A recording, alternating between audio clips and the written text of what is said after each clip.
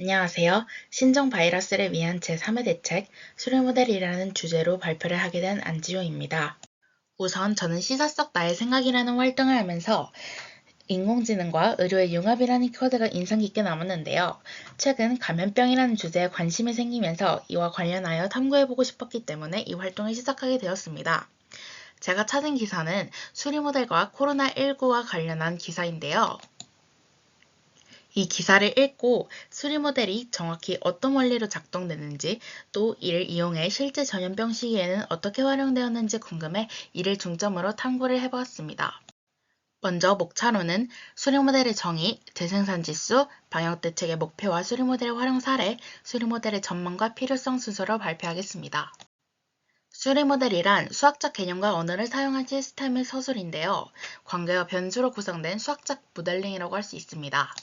수리 모델은 네덜란드 수학자 다니엘 베르누이가 천연재해 확산을 막기 위해 처음으로 수학을 사용한 것이 시초가 되어 1927년 영국의 수학자 커맥과 맥켄드릭이 제안한 SIR 모델 그리고 SEIR 모델로 변천해왔습니다.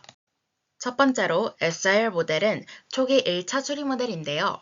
SIR은 susceptible, 취약자, infected, 감염자, recovered, 회복자의 수를 의미하는 약자로 구성되어 있습니다. 이때 SIR 모델의 핵심은 질병 구획과 감염자들의 접촉을 중심으로 새 집단의 변화를 수학적으로 표현하는 것에 대해 있었습니다.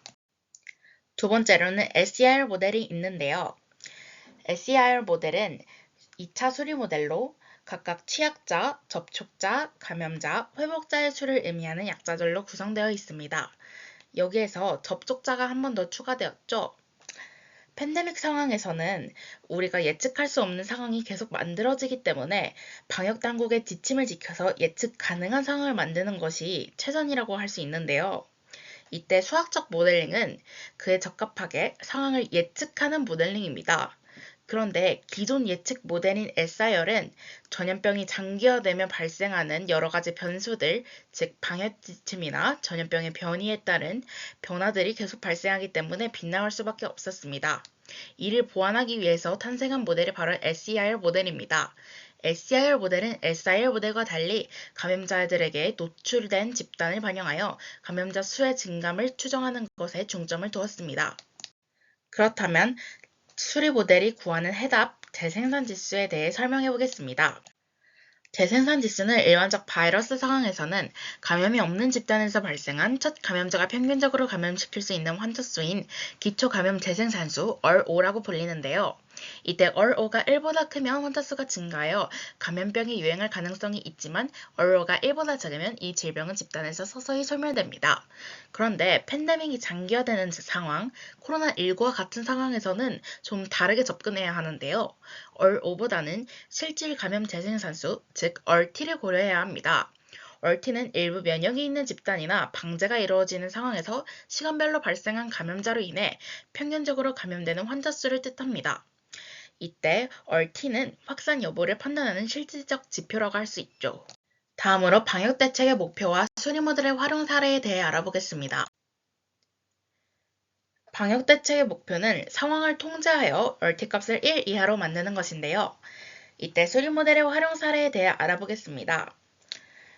우선 예측하는 분야에서 수리 모델의 활용 사례에 대해 말해보자면 국내 첫 코로나19 확진자 발생일인 2020년 1월 20일 시작으로 1차 대유행, 2차 대유행, 3차 대유행, 4차 대유행이 일어났는데요. 이때 1차 대유행, 2차 대유행 등 큰 사건에서는 RT값이 크게 나타났습니다. 수리 모델의 본격적인 활용 사례로는 정부의 방역정책, 즉 사회적 거리두기 평가에 사용된 것이 있습니다.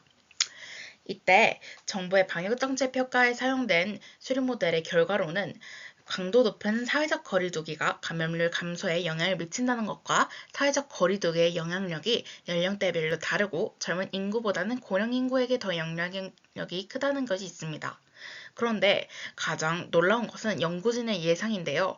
7개 기관 모두에서 강력한 사회적 거리두기가 시행되었다면 총 감염자 수는 무려 44.6%나 감소했을 것이라고 예상했고 모든 기간 약한 사회적 거리두기를 유지했다면 감염자 수는 지금보다 29.2% 증가했을 것이라고 말했습니다.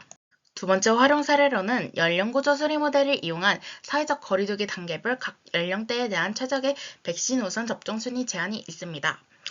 4개의 상황을 가정하여 결과가 나왔는데요. 결론적으로는 사망자 수를 최소화하는 전략은 정부에서 시행한 고령층 백신 우선 접종이었습니다.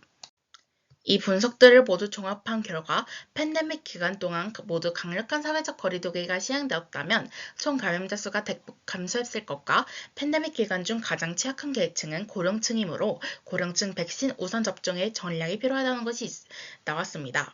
마지막으로는 수리 모델의 전망인데요.